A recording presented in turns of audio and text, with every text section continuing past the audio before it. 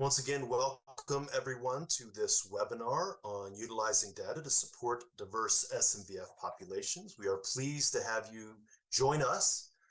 We're going to give it just about another minute as folks are just logging on and preparing to join. My name is Dwayne France. I am the co-director of SAMHSA's SMVF Technical Assistance Center, and I will be providing support for our moderator and our panelists today. As you will see as you start to log on to the webinar, you may be able to see the chat. We will be able to communicate to you, but you will be able to ask questions of the panelists through the Q&A pod. If you have questions, technical questions, we will be able to answer those. Questions will be submitted through the Q&A pod, but you will not be able to use the chat during this presentation. So it looks like we have a good group of attendees. We appreciate everyone's choice to join us for this webinar. So very briefly, as I mentioned, my name is Dwayne France. As the co-director on behalf of my colleague Terry Hay, I want to welcome you to this webinar, Utilizing Data to Support Diverse SMVF Populations. This is a webinar that is produced in support of the Governor's and Mayor's Challenge to Prevent Veteran Suicide Among Service Members, Veterans, and Their Families, a joint initiative between the Department of Veterans Affairs and the Substance Abuse and Mental Health Services Administration. I would like to introduce our moderator for today, Andrea Lee.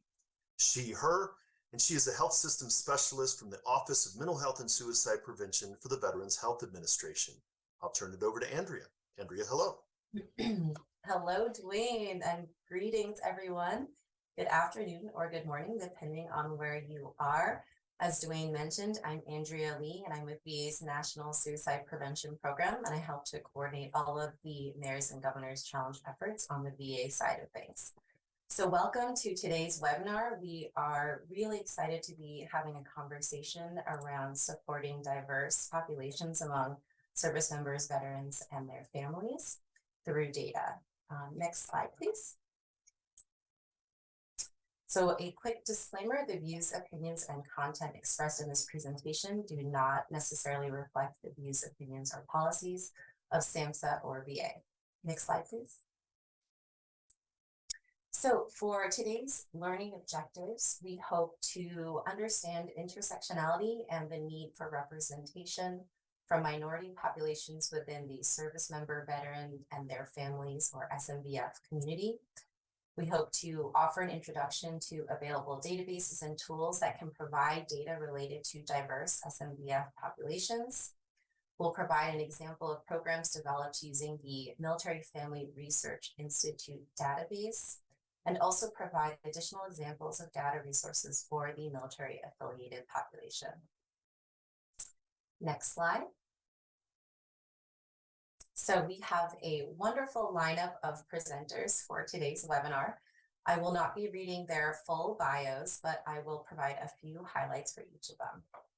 First up, we will be hearing from Lindsay Church, who is the Executive Director and co-founder of Minority Veterans of America, a nonpartisan nonprofit organization dedicated to creating an equitable and just world for the minority veteran community. Lindsay's a Navy veteran and has nearly a decade of experience rooted in veteran advocacy and grassroots organizing, and we'll be hearing more about their story in just a little bit. We'll then hear from Katie Walter, who is a community outreach specialist with the Military Family Research Institute at Purdue University. Katie's expertise lies with health communication and public health and using key data to optimize community networks. We'll next be hearing from the Indiana Governor's Challenge team, represented by Brian Schmidt and LaWanda Gurton. Brian is a Marine Corps veteran and the Health and Wellness Coordinator for the Indiana Department of Veterans Affairs, and is one of the co-leads for the Indiana Governor's Challenge team. We'll also be hearing from LaWanda Gurton from Team Indiana, and LaWanda is a Community Engagement and Partnership Coordinator, or CEPC, for the VA. In that role, she works in community to establish and work with existing coalitions that are based in evidence-based practices for suicide prevention within Indiana. And then rounding us out, we'll hear from Rosalinda or Rosie Mori, who is the Director of Applied Research and Analytics at the Institute for Veterans and Military Families, or IVMF, at Syracuse University. Rosie works on a diverse research portfolio that reflects the range of social, economic, and wellness challenges that affect transitioning service members, veterans, and their families. Thank you all so much. Thank you to our presenters for being on today. Thank you to our audience for joining us. And before I hand it off to Lindsay, I did want to reiterate that you can use the Q&A feature to submit questions throughout the presentation. We will be holding questions until the very end of the webinar, but please do feel free to type in your questions as we progress through the presentations. Next slide. And with that, I will turn things over to Lindsay. Lindsay, thanks so much for joining us. Thanks, Andrea. I'm really excited to be here. That's not my first slide, but we're getting close. So I am Lindsay. I'm excited to be here. I'm going to try to get slides back to the beginning. And okay. So while we get started, just a little bit about this session. We're doing data or diversity, data, and disparities. You can hit next slide, please. So this conversation, if it seems fast, it is, because we have 10 minutes to talk about a very large framework for understanding, and we're going to get there. No? Sorry, 1 second. Yes, let me, just a second. I will fix the slides. So as we get started, I'm just going to take a minute and tell you all who I am. I'm Lindsay Church. I'm the executive director, co-founder of Minority Veterans of America. I use they, them pronouns. I am a prior Navy. I'm third generation. We have a couple Air Force. I have to make the joke. We don't talk about them as much. Most of my family is Navy. Go Air Force, go Navy.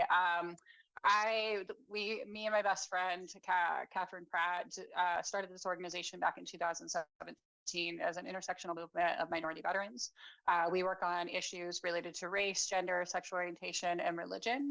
And we look at the intersections of all of those identities, which we'll talk a little bit of today. We're going to give you a very brief outline of what intersectionality is, and knowing full well that this is 10 minutes of a graduate level course that exists within legal frameworks. And so if it seems confusing, it probably is. You'll have a copy of these slides. There's also built into them some QR codes. So if you have your phone out, this is the one time where it's acceptable to do so. Please feel free to have your cameras out. You can pull up the slides. Okay, we're getting closer. All right, so now that I have some of the data, okay, so the things that we're going to cover today, the first is we're going to talk very briefly about intersectionality theory. We're going to talk a little bit about where it started and how it helps to improve our understanding of issues and challenges and levels of oppression. Second, we're going to talk about recentering the narrative and understanding of service members and veterans. We're going to talk a little bit about most people's understanding of what veterans are, and we're going to talk a little bit about the changing demographics of the veteran community. And last, we're going to end with a quick practical application of intersectionality theory. We're going to talk a little bit about data and suicide prevention and talk a little bit about what it means for folks that live in the margins of identity and the veteran community. Next slide. As I said, I'm Lindsay, executive director, co-founder, Minority Vets, Navy veteran, I'm queer, I'm transgender, I'm awkward, I served under Don't Ask, Don't Tell. My subject matter expertise is working on minority and underrepresented service members and veterans. I'm also a survivor of suicidal ideations and a near suicide attempt in the military. So I have the privilege of working with CBA and SAMHSA to often tell my own story of when I survived nearly ending my own life, and which is why I'm really passionate about the issue. Next slide. All right, first and foremost, intersectionality theory, what it is, what it's not, and why it's important. Next. All right, so intersectionality theory was developed by a woman named Kimberly Williams Crenshaw. She's an attorney, civil rights advocate, distinguished professor at UCLA, and an overall just incredible human that helps us understand what intersectionality is. So intersectionality was a term that was coined in 1989 by Crenshaw, used to describe how race, class, gender, and other individual characteristics intersect with one another and create overlapping interdependent systems of discrimination and disadvantage. The case was actually, there are several cases that this was that she used as the framework for understanding intersectionality. One of them was a case called DeGraff and Reed versus General Motors. The issue at hand was that they had a policy that was called last hired, first fired. Black women were, in one instance, actually, all but one Black woman was the last in. And the rest were fired or laid off. When they brought suit against General Motors, they brought it against General Motors for the issue of race and gender. The case was dismissed because the General Motors could prove that prior to 1964, which is the first time that Black women were hired, due to the Civil Rights Act, that Black people were hired, but it's generally Black men who were hired to work in the factory. They had proof that they could show that they had hired women, but there was largely white women who were hired to work in the front office. So at this intersection of race and gender, you actually found that Black women were not hired until after the Civil Rights Act, and they were often the first people to be fired.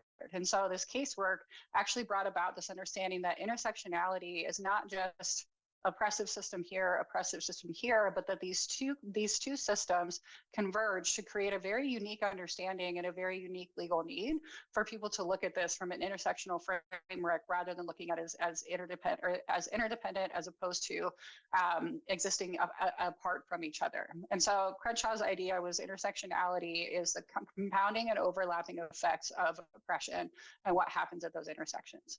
Next slide. All right, so intersectionality examines how biological, social, and cultural categories of identity interact on multiple and varied levels to create social inequities. The theory was originally developed as a legal framework, but over the last 30 years has really been able to help us create a broader analytical framework that helps us deepen our understanding of how discrimination and disparities play together. Some examples include race, class, gender, sexual orientation, religion, age, and I'll show you more in a minute. Next slide. One of my favorite quotes by Kimberly Williams Crenshaw is intersectionality is an analytical sensibility, a way of thinking about identity and its relationship to power. Originally articulated on behalf of Black women, the term brought to light the invisibility of many constituents within groups that claim them as members, but often fail to represent them. That's the whole point of why we're here today, that prior to understanding and using intersectionality as a framework, we often tend to have an invisibility of specific people that are often invisible because of the ways in which we look at things. And we, using intersectionality theory can really unearth a lot more experiences and understanding of issues. Next slide. So there's many dimensions of intersectionality and identity in which these systems are oppressed in society. So identity and dimensions of diversity shape the way that people experience the world around them. When the identities that a person holds are marginalized or oppressed within the communities they exist in, disparities often emerge. Each marginalized or oppressed identity a person holds can create compounding effects and unique experiences that we can only really understand when using intersectionality as a framework. So if you look at this map, there's a very diverse set of backgrounds and identities that people hold that often have different systems of marginalization and oppression that come with them. So when we look at a person's identity, it's class, it's education, it's age, it's where you're born, your sexual orientation. Each one of these within the issues that we're talking about. So think about veterans in the middle of that framework. Each one of these comes with unique experiences as a result of who you are. So every single one of these is a larger indicator for what will likely be your outcome. And when you put these together, you create this compounding effect. And at each one of these intersections or margins, you'll find disparities and unique experiences that we're trying to unearth through data collection. Next slide. So second, and yes, that was very fast. We do this on a regular basis. It's a lot longer, but that's the general idea. So the second is looking at how do we recenter this conversation and how do we really change the narrative and shift ours and society's understanding of veterans. Next slide. So when you close your eyes, and I want you to do this real quick, even though I can't see you, and check that you're doing it, but when you close your eyes and you think about veterans, what do you see?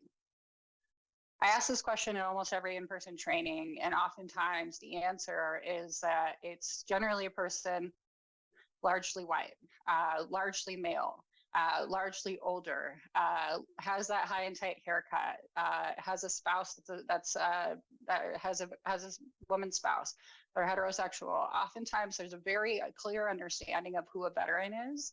But the veteran community itself is a microcosm of the United States. And even over time, you start to see, even now, that the number of minorities serving in the military, whether it be on race, gender, sexual orientation, or religion, continues to grow every single year. So as we're looking and thinking about veterans, the best way that we can set ourselves up for success is to truly look at who are the growing populations in the veteran community. Next slide.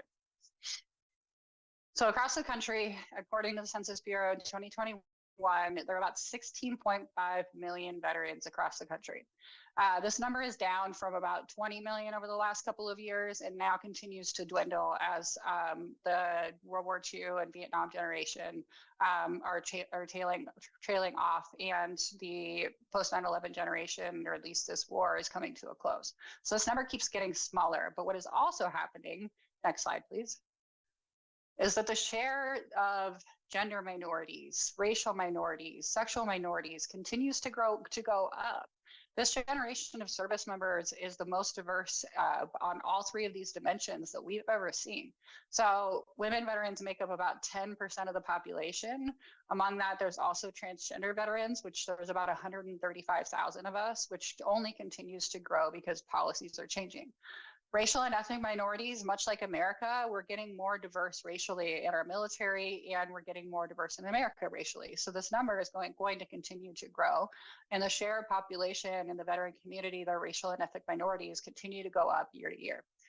On the front of LGBTQ service members, whether it be sexual or gender minorities, this number actually keeps growing really rapidly. When you look at policies changing around Don't Ask, Don't Tell, policies changing around the transgender military ban, both of those policies being no longer in the military actually is making this number go up faster. Next slide, please. So a small case study. I love talking about our work, and Minority Vets, we're an intersectional movement, like I said. We work with racial, gender, sexual, religious minorities, all to create this community where people can belong, and where we can actually advocate for policy solutions that will make our lived experiences and the systemic inequities we face better. So our communities tend to look a whole lot different. And so I have 3 pictures. I call it scenes from Minority Vets communities. Next slide. This is from our Emerging Leaders program. Without any intentional outreach, we ended up with about 90% women. And so just looking at the issue differently, we have brought together communities that look very different. Next slide. This is actually from our SBA gathering that we had a couple of years ago. Our community came together for a happy hour, just an opportunity to come together. And as you see, the community looks very different than what most of the veteran communities look like. Last slide. This is my favorite picture. This is from Pride. We do every single year. We go out to Pride, usually in Seattle, sometimes in different cities, and we have the opportunity to meet people from across the community and have a little bit of fun. Next slide.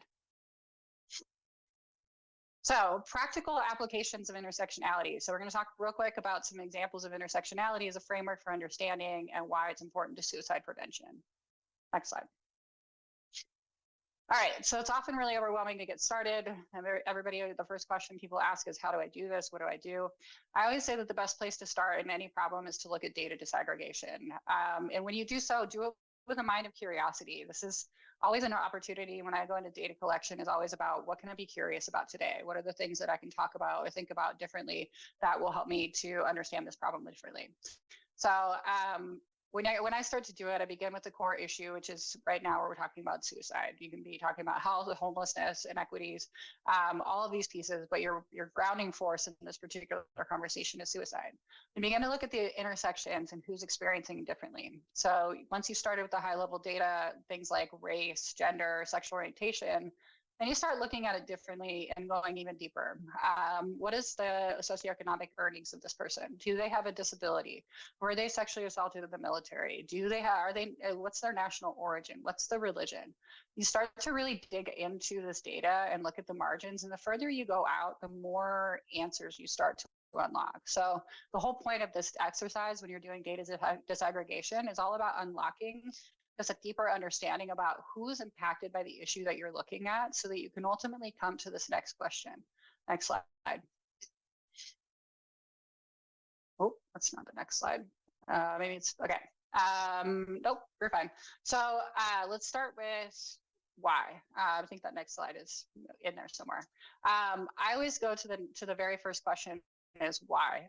So when you look at I pulled some key figures on suicide prevention for veterans. For women veterans are 1.2 times more likely to experience suicidal ideations and 2.2 times more likely to attempt suicide than men veterans. When you look at race, we looked at 2019's information, and according to the reports, veteran suicide is getting better.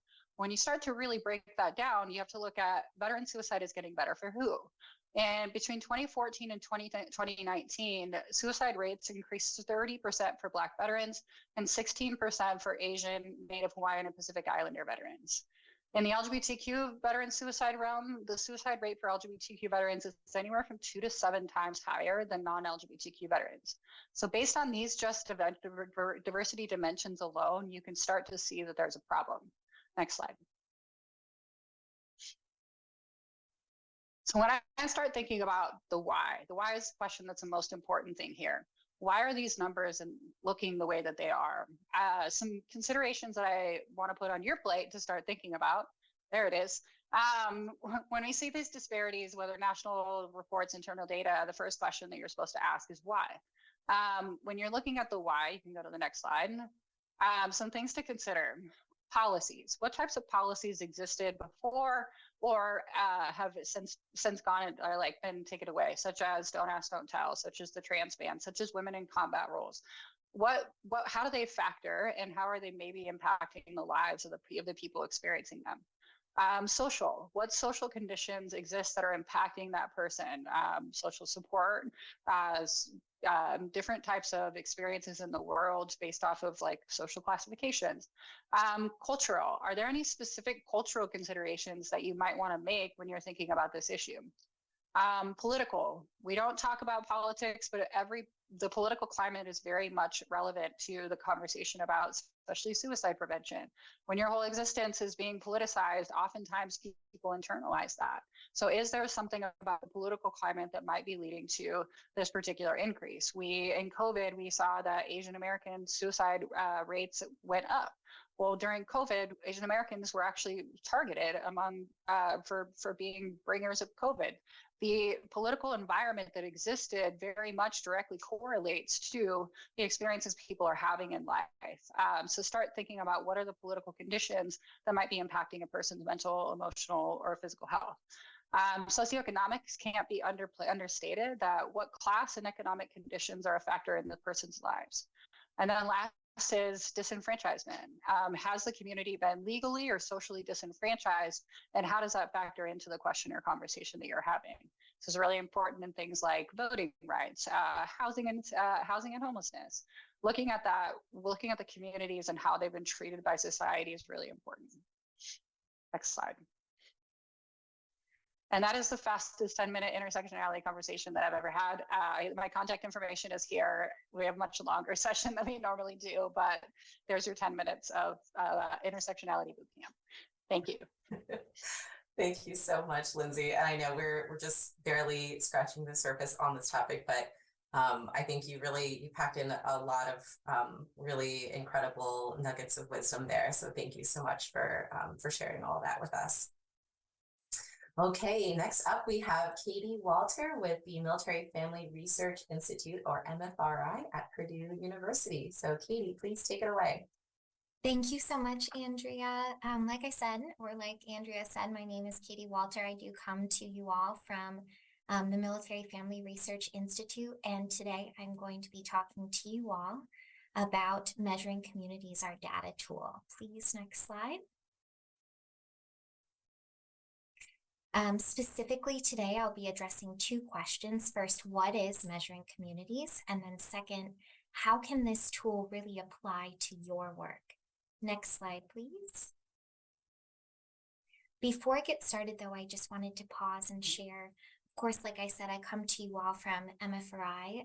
We have, of course, expertise on the military and veteran family, but we also partnered with another center on campus, the Purdue Center for Regional Development, to create measuring communities in this data tool.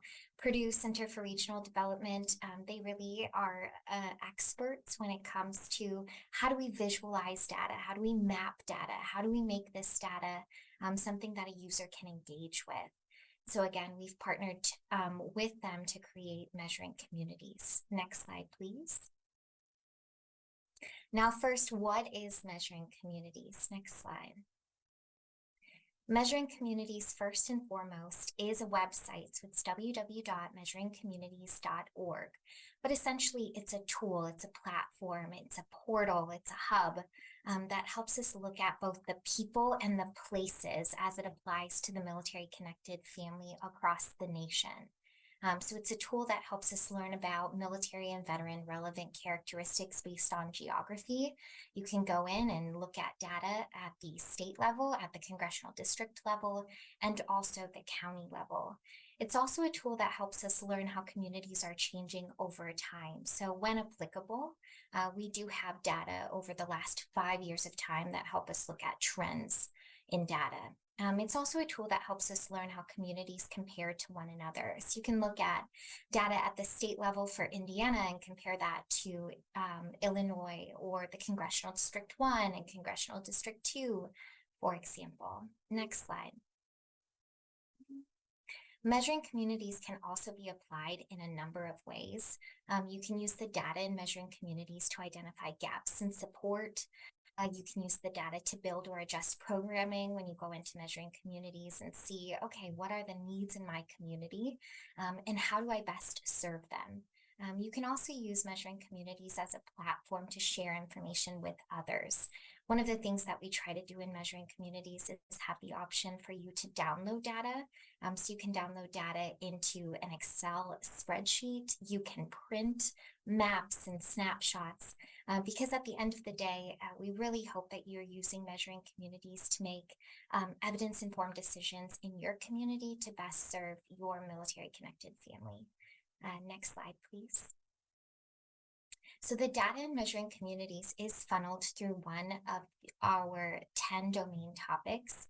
We do have data in K through 12 education, post-secondary education, behavioral health, medical care, community, employment, financial, legal, housing, and also demographic information. Next slide, please.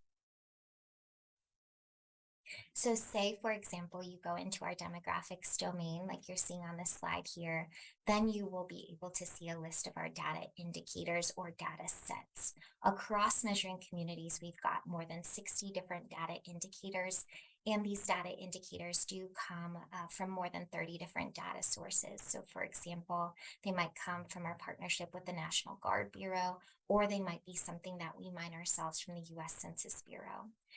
The data in measuring communities is the most recent data that we have available, which is roughly 12 to 18, maybe 24 months from our current date. Because like we know as researchers ourselves, there is that natural lag possibly with researching and then analyzing and compiling and writing that report and disseminating. So the data is the most recent data that we have available, though you're looking at roughly a 12 to 18 months from the current date. Next slide, please. And like I said, because we're gathering our data from a multitude of different data sources, we do recognize that data sources vary in quality and data collection methods. So what we've done at MFRI is create what we call a confidence index. And essentially what this is, it's a 5-star scoring index for the data source. And so you're looking at a 1-star being a lower kind of quality data, where your 5-star is more of a higher quality data, because we're scoring these things, for example, looking at criteria like high response rates, large and diverse samples. Did the researcher or source use well-validated and reliable instruments or established norms? defined, and so forth at probability sampling. And so what we would say then as users of data is that a 5-star data set or data source could be used differently then, right, than a 2 out of 5-star data source. So you're seeing here on the slide the difference between a 5-star data source and a 2-star data source. If you hover over the eye icon in measuring communities, you can see those scores here. And so you might use a 5-star data source to base large organizational decisions, where a 2-star data source, you might use that in more of an advisory capacity, where you're saying, oh, this information is interesting and relevant, but I might need to compare that with other local resources. Next slide, please. Now, how does measuring communities, or how can this data tool apply to your work? Next slide, please. Imagine that you're a professional in the Midwest part of the country and you're interested in supporting veteran families. Next slide. Where can you start? So you can log into our Measuring Communities data portal, and you can first use this tool to recognize who lives in your community that you serve, who's a part of this Midwest region. So you can do that by first looking at your demographics domain and the data indicators included there. Second, you can use Measuring Communities to assess the landscape of the community that that veteran family is living in. So what does your community look like? Where does the place look like, and so forth? Are there community supports? Are there community barriers? And then third, you can use Measuring Communities to identify key needs that impact the veteran families that you serve. So you can go into Measuring Communities and look at data related to behavioral health, employment, financial, housing, and those different domain topics. Next slide, please. So say first you start in your veteran demographics, you can look at, and I just have a list here of maybe what would apply for this exact example, but you can look at data for the total number of veterans by your county. You can look at the breakout by male and female. You can look at age ranges, maybe older veterans, younger veterans, race and ethnicities at the congressional district and state level. You can look at households with or without children, when the veterans served. And you can also look at institutionalized populations as well as it applies to the veteran population. Next slide, please. So say you go into Measuring Communities, you go into the demographics domain, you go into our mapping feature, you select on total veterans. This is what your map is going to look like, again, for that Midwest region. So you're seeing a heat map, the darker red, there are more total veterans living in those specific counties, the lighter yellow, less veterans living there. Maybe what you're looking at are those darker red pockets are bigger cities. If you look at Wisconsin, for example, those dark red spots on the southern part of the state, it's where Madison is, Milwaukee is. But one of the other takeaways that you might see too when looking at this map is that those orange pockets too, they might not be near big cities, but there's still places where a lot of veterans live. So that might be something that you might take away from that in terms of, okay, where are these veterans living? Again, who are these veterans living in the areas that I'm interested in? Next slide, please. Then you can go into Measuring Communities and look at your community context. For example, these are just, again, a list of a few different data indicators that we've got. You can look at the Digital Divide Index by county. So that's an index score that looks at digital adoption. You can look at your rural-urban continuum code. Is my county rural or urban? You can look at the poverty rate for that community, that county, veteran and non-veteran included. You can look at your veterans with an income below the poverty line. You can look at veteran population trends across time, and so forth. Next slide, please. So say you go into measuring communities, you go into our community domain, you select on your digital divide index when you're in the mapping feature, and here you're seeing a heat map again. So the darker blue colors, that's a digital divide index score above 30. That score, according to the source of the Purdue Center for Regional Development, they are suggesting that that is a score that has a very, very high digital divide in that county. So when you're looking at this map, what you're seeing possibly is the Michigan, the northern part of Michigan has really high digital divide score. You can see even kind of near our Kentucky area and so forth also has a high digital divide index score. Next slide, please.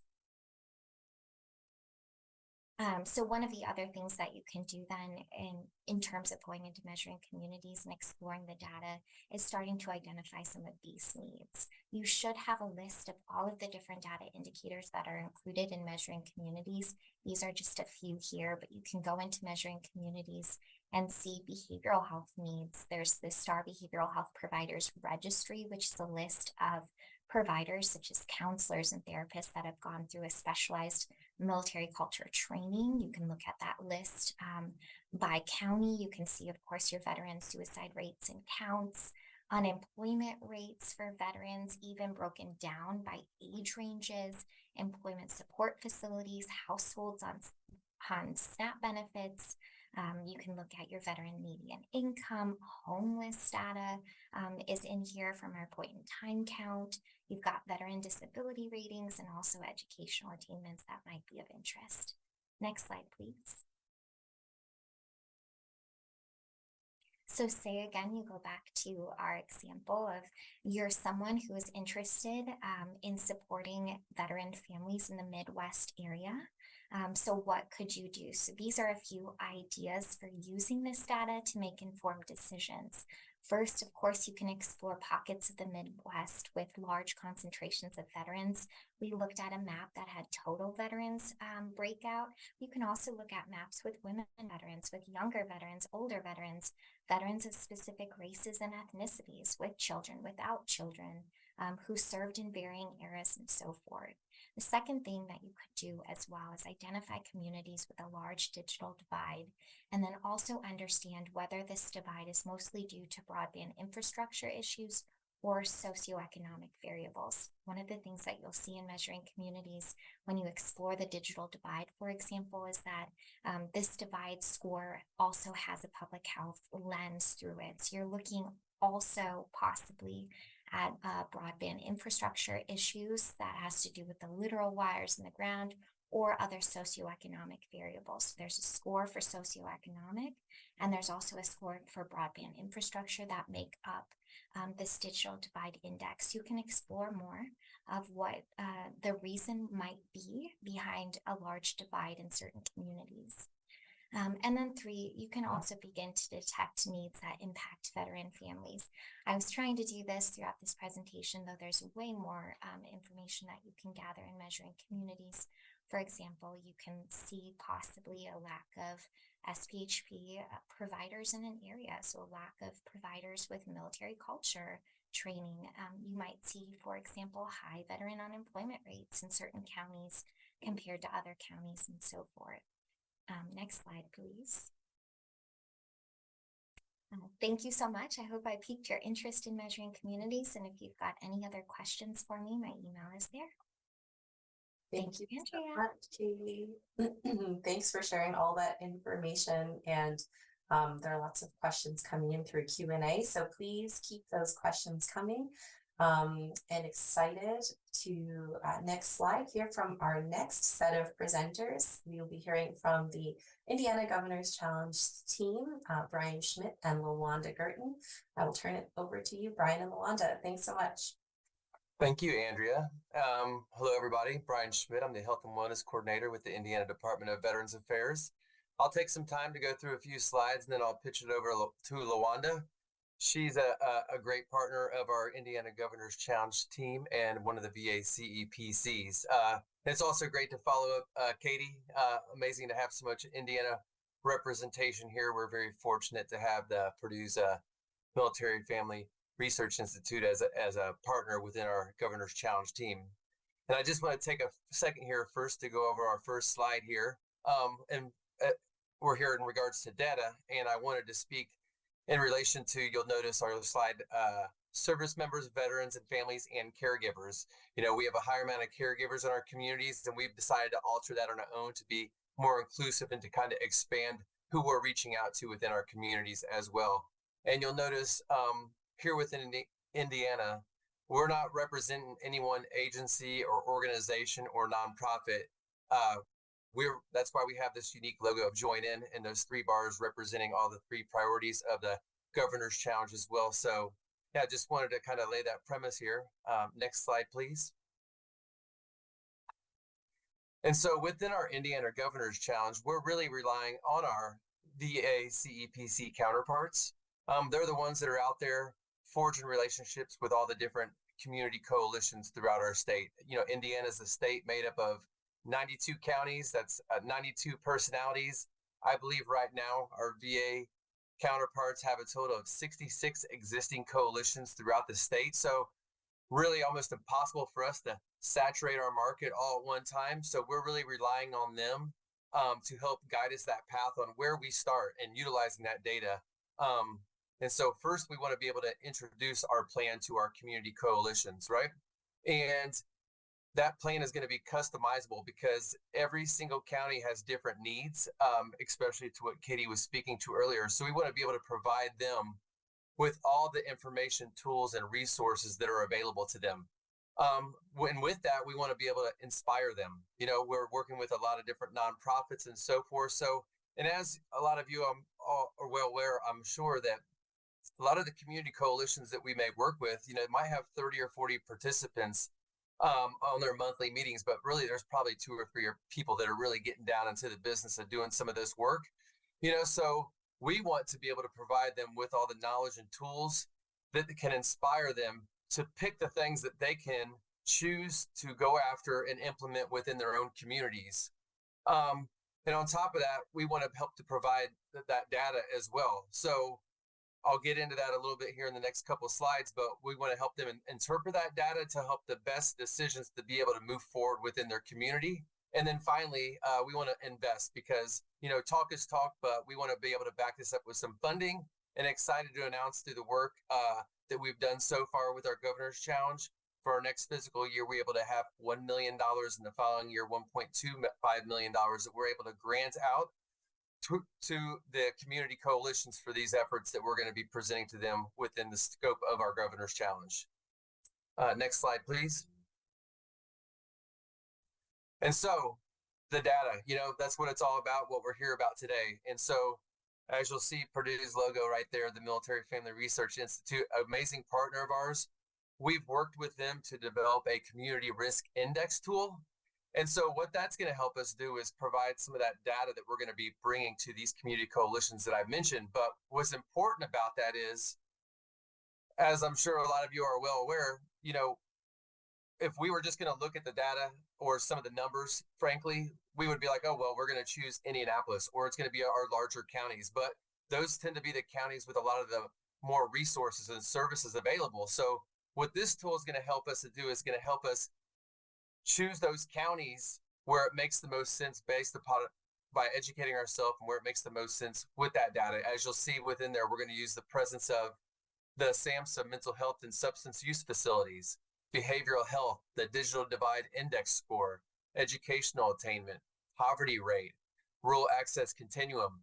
And so that's going to be the information that we can educate and inform these counties, but also it'll help us look at the neighboring counties around there as well, because where that county border ends, another one begins, but they might still be a part of the same community. And sometimes a community coalition might make sense to expand into 1 or 2 or 3 counties. So that way we're not leaving anybody out, and we're focused on our entire community where these services are needed the most. And some of the other key community data points that we're collecting is, you know, the current county veteran data, you know, age, population, VA comp and pen, income ranges.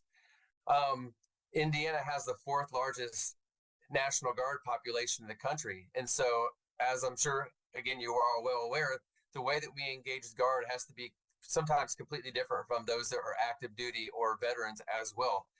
What kind of services are we going to have in those counties? And again, county data for the past couple of years in relation to veteran suicide, civilian suicide, and also in relation to overdose. And then also the unique veteran community data as well. So we want to make sure that we're covering everybody. And this is all the information that we're looking to encompass to provide these communities so they can have an educated decision on how to move forward. And, so whether we're talking about doing events and outreach or peer-to-peer or asking the question, lethal means, they can really look at their community and decide which path to move forward and frankly, multiple paths that they can move forward all at the same time.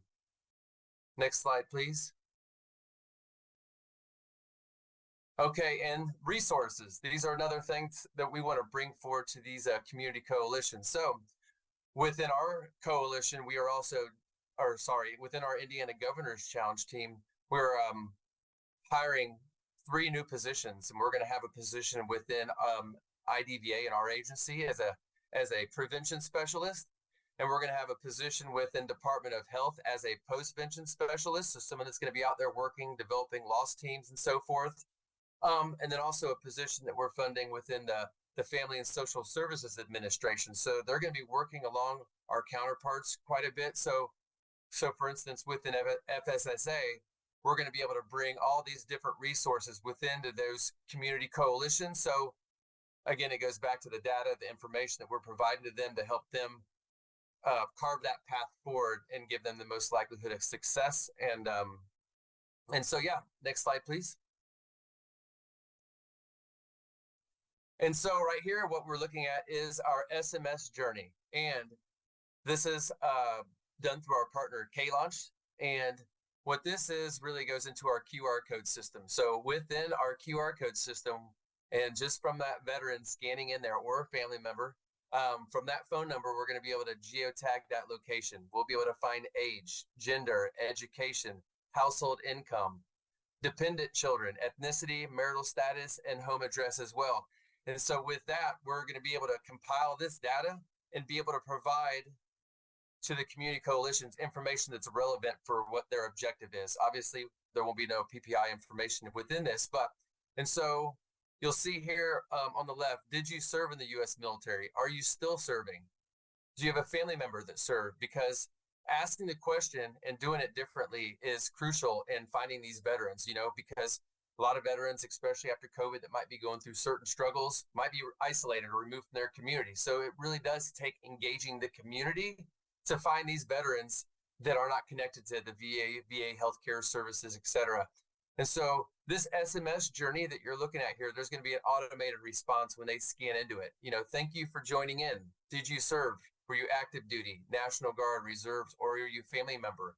And then from there, you would get queued out towards, based upon their phone number or their home address, we could actually send them a link to their county service officer to give them their phone number, email address, and office hours. Maybe they're a Guards member. That information could be sent out to them to the Soldier Family Readiness. I think we have 16 of them or so throughout Indiana.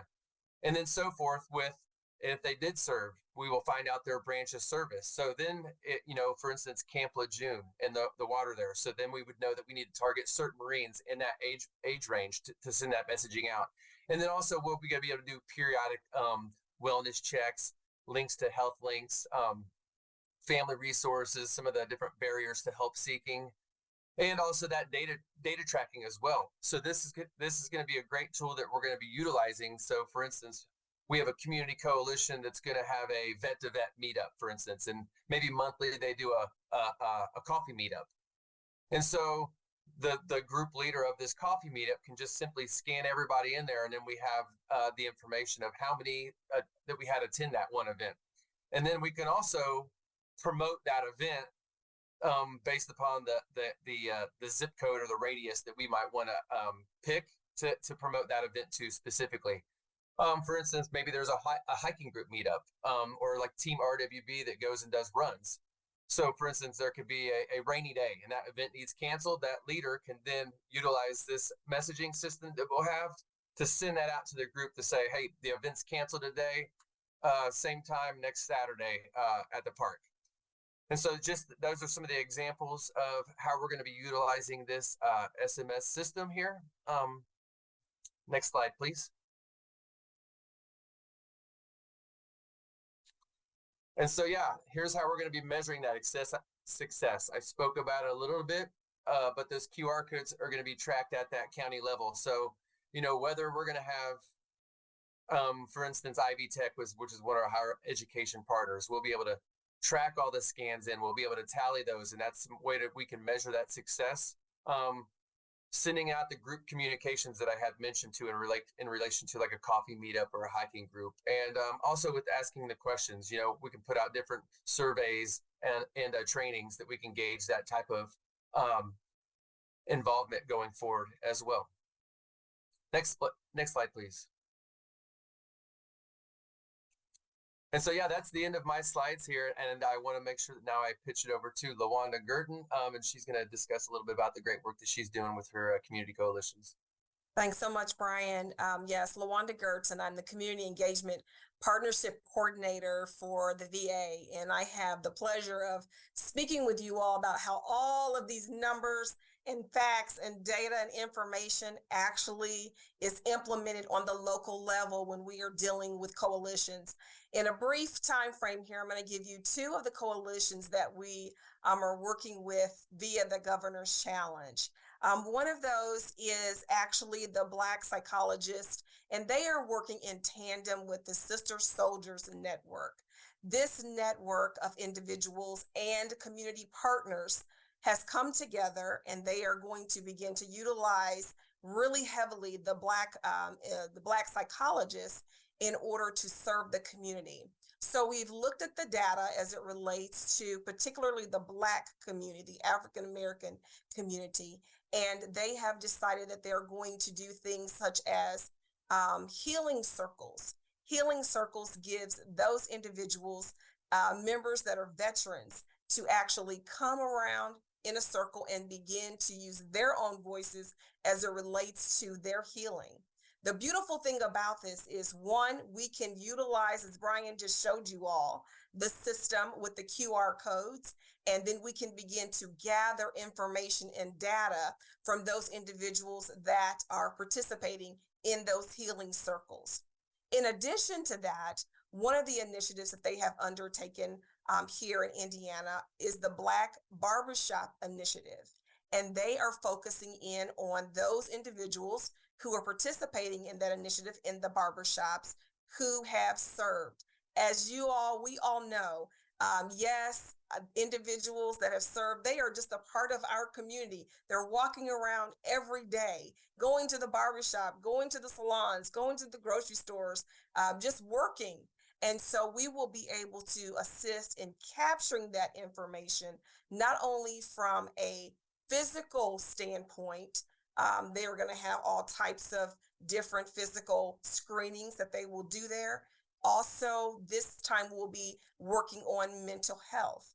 And so it will give us an opportunity to connect that individual to the VA based on the data that we received. If they are not already connected, that system will allow them to get some type of notification to say, hey, this is where you can sign up. This is where you can get additional information. The other coalition that I work with is the Black Suicide Prevention Task Force. This task force was initiated by the governor of Indiana.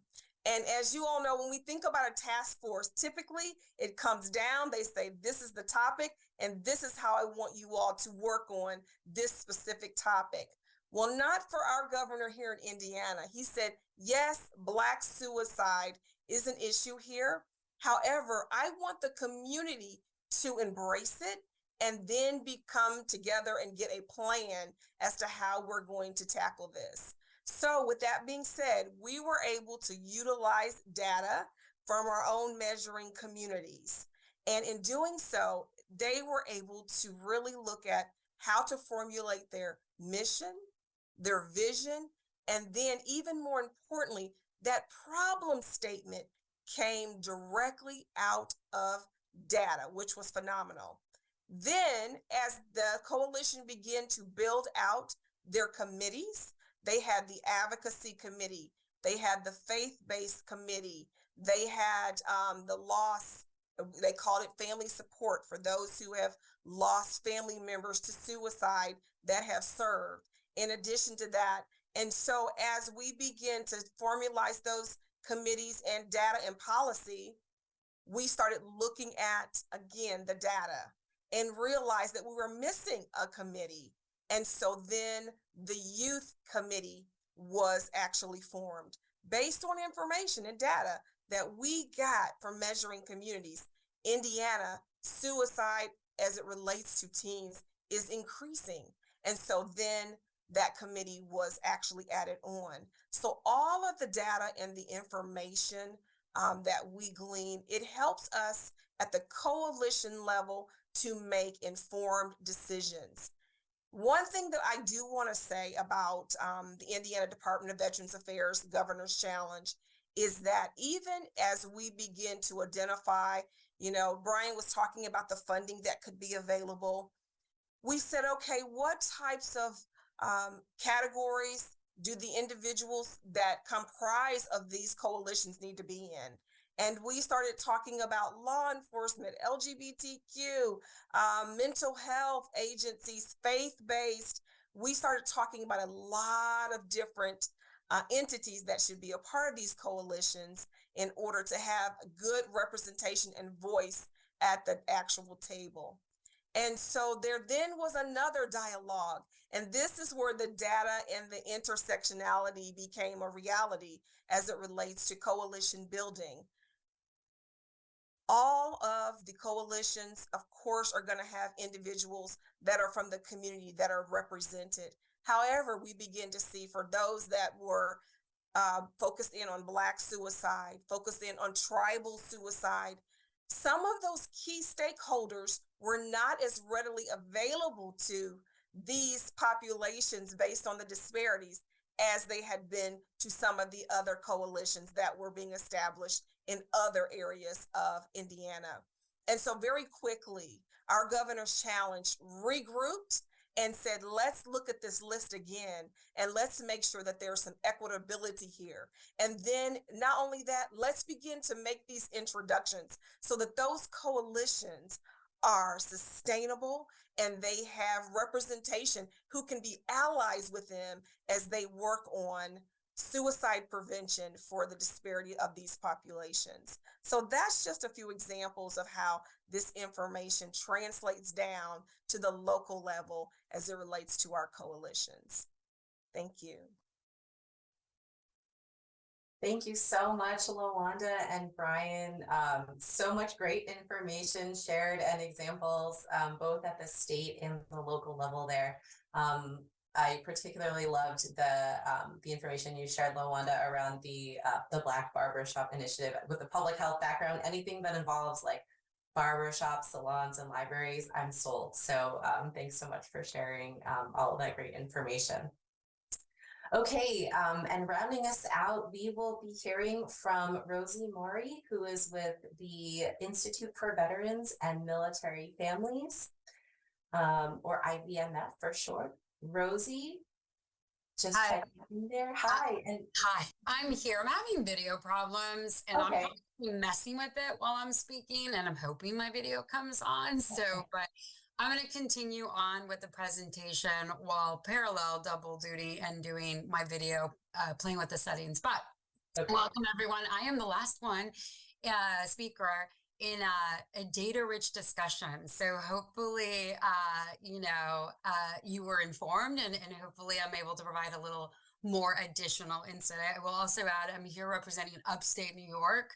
I know folks are jealous, especially in the winter time. So, but really quickly, I work for Daniello's Institute for Veterans and Military Families at Syracuse University. And some folks may or may not know, but we offer free national training programs supporting all aspects of service members, veterans, and their families, from navigating community services and support professional certifications, to employment and entrepreneurship training. To date, IVMF has impacted the lives of over 192,000 veterans and their families. And annually, we train and connect with over 20,000 a year. Next slide, please. Okay, so the Daniello Institute is really focused on really 5, but I have 4 listed here. I'll talk about the 5th one in a minute. And I'm going to go into very broadly, and then I'll get into the data discussions. So the research and analytics pillar, and this is really where I do fall in, we're uniquely positioned in a top tier university to inform, the national policy, drive narrative around support mechanisms needed for veterans and their families, while also at the same time informing our own programmatic initiatives for education and training. Our career preparation and training, you may be familiar with our Onward to Opportunity program initiative. It's, an end-to-end career preparedness training program for transitioning service members, veterans, and their families, as well as Guard and Reservists. O2O does offer both technical and soft skills, serving as a gateway to employment by providing over 40 professional certifications in-demand careers across 20 military installations and online distance learners. Our entrepreneurship program, we call it the arsenal of small business training programs. It includes 11 national programs and 3 tailored information hubs designed to meet veterans, entrepreneurs where they are in their business cycle. And our community service, you may be familiar with the America Serves initiative, which is really the country's first coordinated national network of organizations dedicated to serving military communities by connecting veterans and their families to the right resource that helps with the specific needs in a timely manner. This initiative is within 18 communities and has more than 1,000 providers in it. And the last pillar that's not even listed in here, but it's ultimately embedded in all that we do is higher education. Again, we sit in higher education and certainly work with the university, leveraging its resources while also driving the dialogue of higher education's role within the military connected population. Next slide, please. Actually, you can skip this one as well. I know in this webinar, you probably have heard a lot of data and some tools, as well as other webinars. You've definitely have learned a bit, but one of the objectives that I really wanted to make sure that people are aware of is some of these vetted data sources that are available that might be useful with your respective work. And I'm going to go talk about each one and go a little bit more about what is in them, because ultimately it will inform some of the work that you do as well. So when people ask me reliable data sets, these are my 3 go-to data sources. It's from the census, the labor, and the VA in particular. And I do have links here that is directly to their websites as well. But I'm going to first start with the census, which is the American Community Survey. I use this one quite extensively, and it is quite comprehensive. For those of you that don't know the ACS, and you're just probably going to hear me refer to it as ACS, because just like data sets in the military, there are acronyms that are associated with them. But the ACS was intended to supplement between the census decimal. The every 10 years you fill out a survey. It's sent to you by mail. You're obligated to fill that out. But the ACS has a lot more information in it, and it does come out every single year, so that it's able to ultimately understand the community. This particular data set is used to allocate funding for federal agencies, so it's extremely important. But also this data set is, also used to understand the population and the community needs as well. And also not just one community or within a community, but across several communities. So the sample size of this data set is probably one of the largest that I've seen to date. For example, in 2020, the sample size for the veteran respondents in this data set was about 60,000. Normally, what you do is you look at 1 year, but you can also combine 5 years. And so when you combine the 5 years, so say for example, the 2015, 16, 17, 18, and 19, you have a respondent size of about 420,000 veterans. So definitely, and I will also add that this veteran is also connected to other surveys, and you're able to actually not just look at the individual, but also look at the household. So you're able to actually map the veteran and their spouse. And certainly you're able to look at active duty military spouses as well. And ultimately be able to look at the different populations, which is, and furthermore, you're able to look at these populations and ultimately compare them to a broader population as well, which is ultimately a really great benefit of this data set. And I know some of the tools that have already been mentioned is probably using the ACS, so I won't go into all the variables that are in it, but I'll try to mention some that weren't mentioned. So obviously the demographics in this particular data set, you have age, you have gender, race, ethnicity, you have education attainment. You actually, for those that have a bachelor's degree or higher, you can even know the major, especially for the bachelor's degree, that the individual has received. You have number of children, and you're able to look at this by city, state, region, and a whole host of other areas. But it also includes things like housing, the type of dwelling, whether you own a home or you rent it, you're an apartment, what year this house was built. They do go into specifics like the number of bedrooms and bathrooms, whether or not this dwelling includes hot or cold water, a refrigerator, whether there's computer and mobile access, how much you pay for rent, mortgage, electricity, the amount you owe. So it really does go a lot extensive. Also includes things like insurance, what type of coverage do you have? And it does include the VA as well as TRICARE. It does have information about disability, and then it ultimately also has information about a general assessment of difficulties concentrating, dressing yourself, etc. And in terms of the veteran and military, it really just, as extensive as it does have, it really just only capture whether or not you served on active duty, the period of service, and whether there's a VA disability status and rating associated with it. I do use the ACS a lot for employment. So you have employment status, the transportation, the types of employment, your income, not just from your job, but also all sources as well. So again, there's a wealth of information in this particular data set alone. And some of the answers, that you can, some of the, I guess, the answers to the questions, the general questions, that you might be asking is, for example, if you want to be able to answer how many women veterans are in your area, you would be able to use this data to do so. If you want to look at that particular number and say, how does this number compare to other states as well as the overall US, you'll be able to use this data set for that. If you wanted to know a little bit more, so for example, what is the average age of a woman veteran, the race ethnicity distribution, the education attainment, where do they work, where do they live? Again, you have the ability to do so with this data.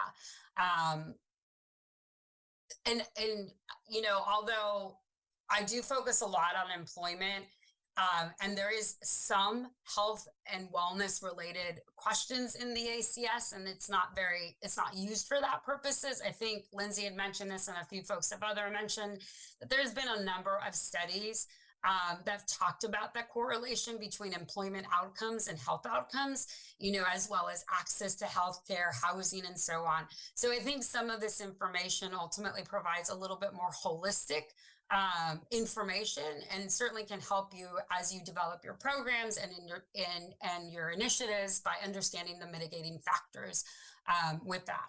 I always stress, though, in any sort of study or anything, it really is important to learn the general demographics of the population before pursuing, again, any research or even program implementation. So if you have a higher proportion of minorities, for example, then how is that going to impact your program, the outcomes, and how does that impact your messaging as well?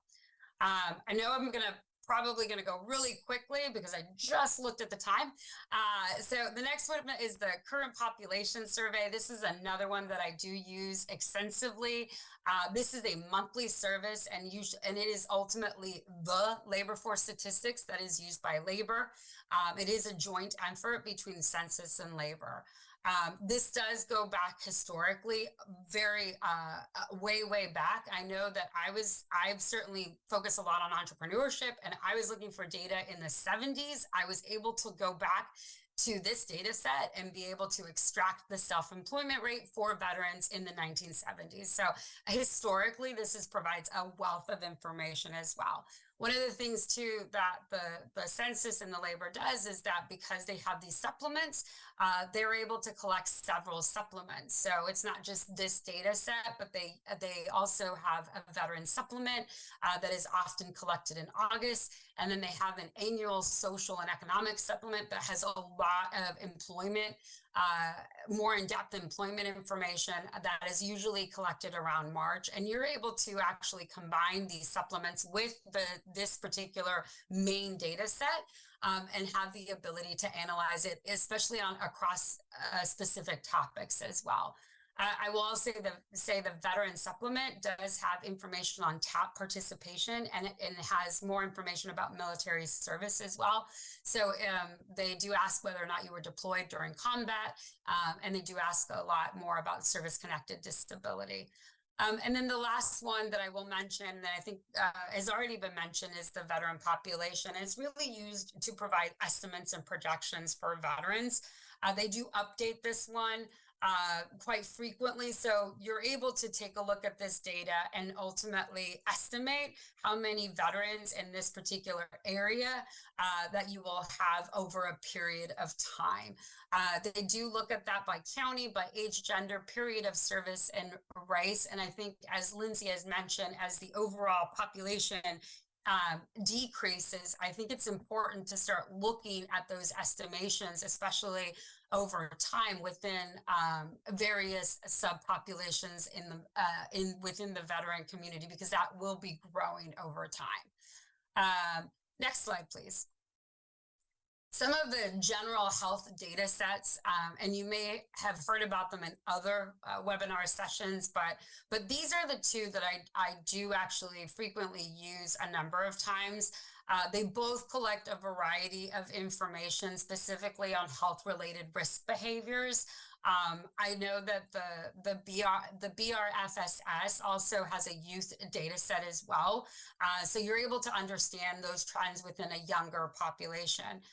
I'm not sure if they do collect the proclivity to service, but I'll definitely have to, I know I asked this question before, but I will definitely look into it. But they both, again, in-depth information on mental health. There's drug, drinking behaviors, and a whole host of information, very comprehensive. And certainly you can use these data sets to understand the behaviors, health-related behaviors, incidences, and prevalences in your area.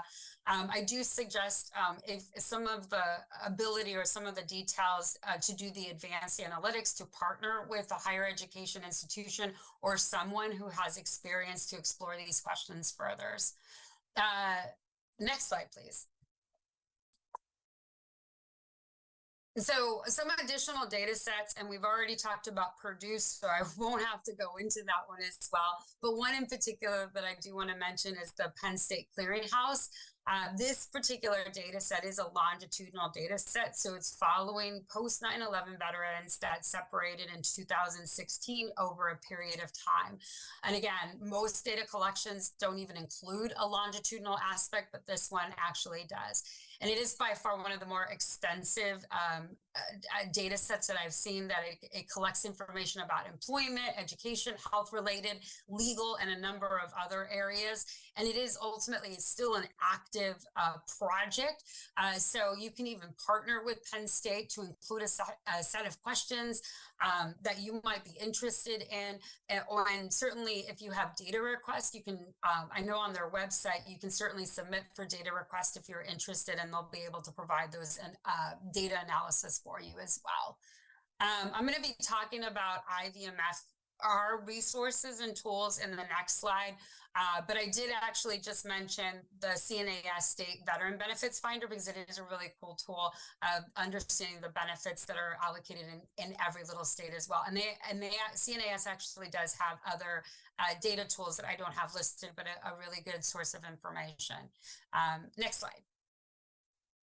So I know these are tiny, but hopefully they will be shared. And ultimately, I don't have time for a live demo, but I do have the link here.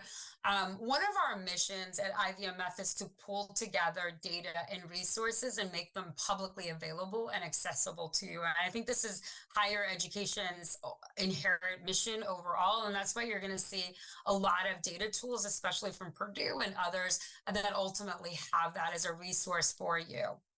And so these next two slides are some of those resources. So VStart is a data resource tool, and the next slide is a library tool. Again, I don't have time for the live demo, but here's some screenshots with the links to that. We have this particular data tool does utilize and does look at across a variety of different data sources. The main one is actually the ACS. I do like the state report, and if you can see on the bottom left-hand corner, you see kind of what it does look like. So it's a nice little visual, but ultimately it consolidates all the information for you, and you're able to extract it and only look at that particular state. And be able to see the data that is according with that state as well. So the population distribution for veterans, the demographic information within veterans, some of the labor and economic outcomes, and certainly some other information. In another tab within this tool, you can even look at the metropolitan area. You have the ability to compare unemployment within one metropolitan area and another. So say you want to compare Las Vegas, Nevada, and there's another metropolitan area similar to it. I'm not sure if I can think of one right now, but if you'd have this tool and the ability to do so and be able to filter by some demographics. And certainly the county comparison data is another thing to do. And I think that's that screenshot there. So you're able to look at that county and certainly can segment that by various different demographic variables as well. We do keep this tool up to date with the latest data, and we are updating this tool to add more visualizations as well. Next slide, please. The next one is our digital library. And again, I don't have time for a live demo, but then here is the link is there as well as some screenshots for you. But what we've done is pulled together various informations and publications. Some of it's our own publications, but we are including other research as well. So this includes articles from the peer-reviewed journals. So maybe you wouldn't be able to see them if you're outside of the university, but we include that for you so you're aware of that. But it includes articles that you don't normally see in the libraries. For example, I know that the Chamber released a study on health and wellness initiatives, and you're going to find that particular publication actually in this library as well. So ultimately what we're trying to do is create a one-stop shop of information that includes publications. It also includes some webinars that we've hosted and others as well. We do provide a vetting process, so it's not like a Google search. It's a little bit more than a Google search. But certainly don't want to overwhelm, and certainly are compiling and including a lot more. One of the things that we are doing is developing this missing perspective data pieces, and you're going to see those are the pictures at the bottom, really focused on various populations within the veteran community. We find often that when you only look at the general narrative, you're really missing the uniqueness and understanding of the diverse veteran community. So ultimately, we're doing various different missing perspectives pieces, putting that particular subpopulation or that particular voice as front and foremost in all of the data that is presented accordingly. We are expanding that series to include more, so more to follow. And certainly we've we've developed a few collections, the library collections. We call them the Employer Economic Opportunity and an Entrepreneurship Library Collection that you'll be able to really dig deeply into this, but we are expanding to include other libraries as well. Last slide, please. And I'll be super quick. Really quick, one of the discussions, we talk a lot about data sets generally, and there are some benefits and limitations, right? Benefit to using existing data is ultimately to help understand that population and their needs, right? So it's going to save time, money on collecting the information yourself. And ultimately it's going to inform your program initiatives, development and implementations. And certainly with some of the existing federal data, you have the ability to compare with other states, other communities, and certainly to other populations, and specifically the non-veteran population as well. And certainly with some of the existing federal data, you have extremely large sample sizes. And certainly the larger the sample size, the more powerful data it is, right? And again, the ACS is one that I often use because of that. But limitations, generalizability, right? With any data set, including the ACS, data collection efforts, the generalizability is always limited, and certainly within the context of those that responded to the survey. I want to stress that there is no perfect data set, and even if we adjust and weight these data sets, they are subject to response bias, and therefore its generalizability is always a factor. And the other thing too, as I mentioned before, even with the ACS, for example, they don't collect information like on branch or rank. So therefore, they're not looking into that. Therefore, we don't know how representative within even the veteran community that of folks that are responding to that survey that it is. So again, it has a lot of power, but also any data set has some limitations. And I just want everybody to be aware about that. Sample representation, again, no matter what data you collect, it's always important to understand that sample size and representation, especially with diverse populations. You just want to get a broad sense about, ultimately what that sample distribution looks like by age, sex, gender, race, ethnicity. I think everything that Lindsay had mentioned, definitely if you can, and if it has it, absolutely do it. But ultimately, sample representation will ultimately be very important for any sort of analysis interpretation of that. And then I guess lastly, and I'm just going to jump really quickly to time, certainly certain efforts, it's going to take longer. So the ACS, the 2021, I think was just released, and we're in 2023. The CPS is a little bit more timely, but certainly I would not use that data set at a local level. I would only use it at a national level as well. So some of the more robust data sets may actually take a little longer to get that information. And I think that was mentioned earlier as well. But I guess that's it for me now, and I can pass it over to Angela. Thank you so much, Rosie, for that great overview. Lots of different databases and tools. And I bookmarked a couple of those links to check out later as well for myself. So thank you all so much to our wonderful panelists. Thank you for coming on to present today. We do have some time for questions. If our presenters are able to come back on camera and join us for our virtual Q&A session.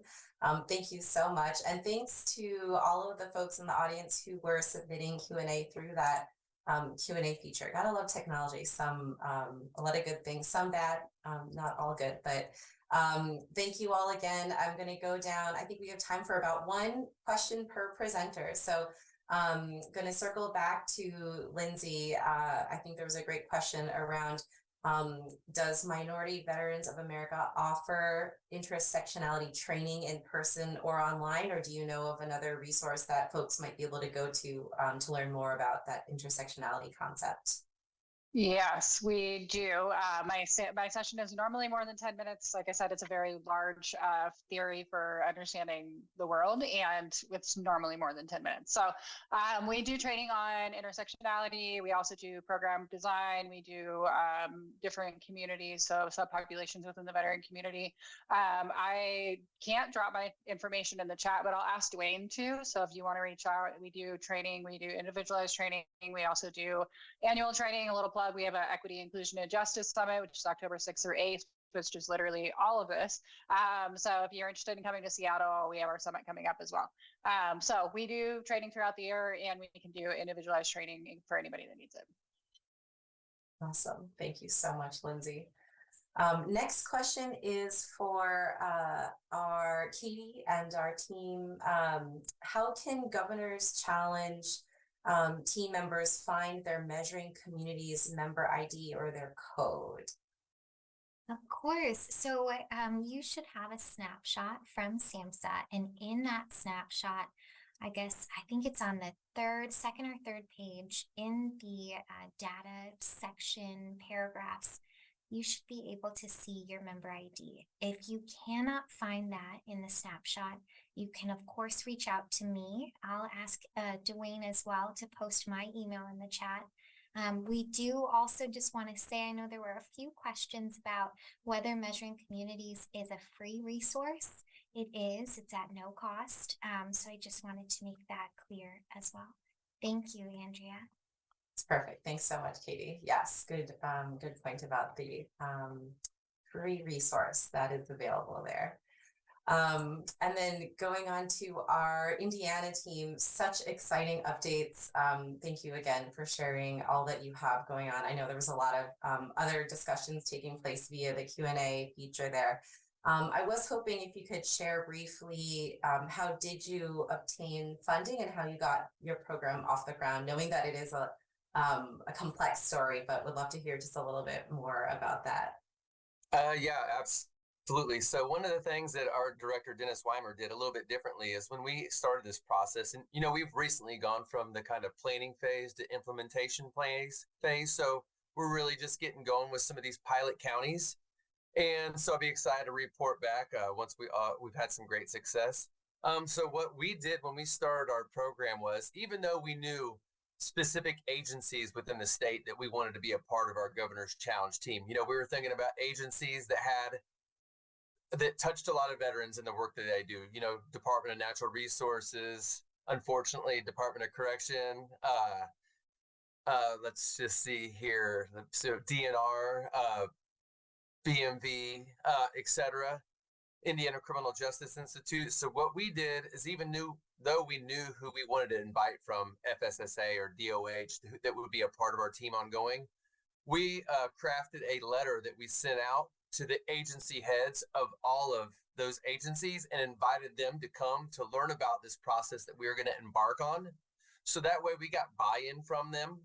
And so then when they nominated the person from their agency that would participate in this, when it came time to pivot for that organization to implement, sharing data and information such as that, creating those MOUs or developing programming within DNR, it was really easy to have that buy-in. And then not to mention, we got the governor's attention with that effort as well. So we invited them in and had them on board and really just kept pushing that envelope to let them know the importance of this and how we're going to be moving forward regardless of funding or not. And thankfully, it really had all worked out. And so our governor decided to make the Governor's Challenge and suicide prevention among service members, veterans, and families one of his pillars for the year.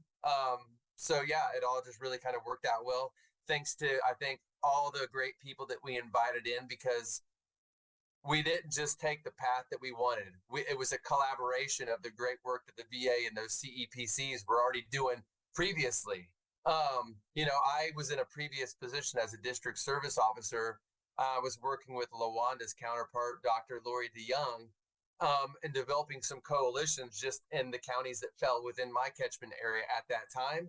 So we had all these meetups that we got forward. So we invited those people in, the VA CEPCs, and really kind of formulated this pathway of what was going to be the best fit for us in Indiana, because It's really about those communities and the work that they're already doing, but we wanted to make sure that we highlighted that, and then backed it up with the funding, because we ultimately want them to take ownership of this to move forward.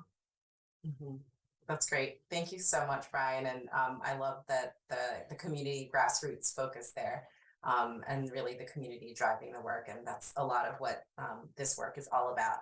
I know we're short on time, so I'm sorry that we may not have gotten to all of your questions, but thank you all. I see a couple more coming in.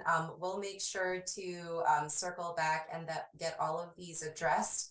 I wanted to thank again our amazing presenters for today.